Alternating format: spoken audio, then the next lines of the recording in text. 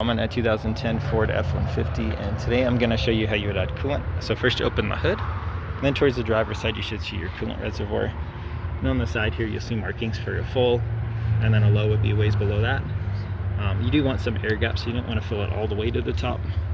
And I'd also double check your owner's manual or a good online source to make sure you're using the best coolant that fits for your particular make and model. And often you also want to match like the same color and type as best as you can to what's been used in here. Better not to mix and match if you can help it. But that said, when you're ready, you also want to work with the system while the vehicle's turned off and it's cooled down, just because it works under pressure and can get to a boil. So you don't want like a bunch of poisonous boiling liquid to shoot out on you, especially if you're opening this radiator cap at all. Typically you don't need to ever add to this unless the system got really low. Typically you just need to add to the side reservoir, but to add you'll just pop this top off, and with a funnel or straight from your diluted coolant jug, just fill as needed till you're around that full mark, and then pop this closed nice and tight again.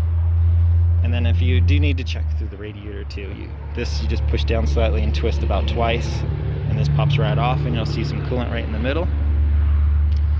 But you could add a little here if you need to as well, which will run straight into the radiator in these lines. And then when you're done with that, make sure you screw this back on nice and tight. Since this does work under pressure, you don't want this cap loose.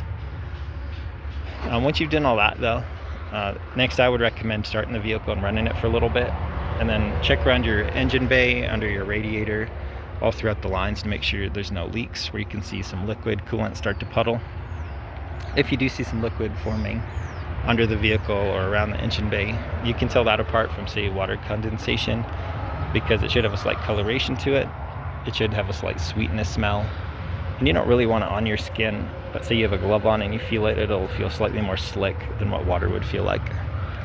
But I hope this was helpful. Hope you have a wonderful day.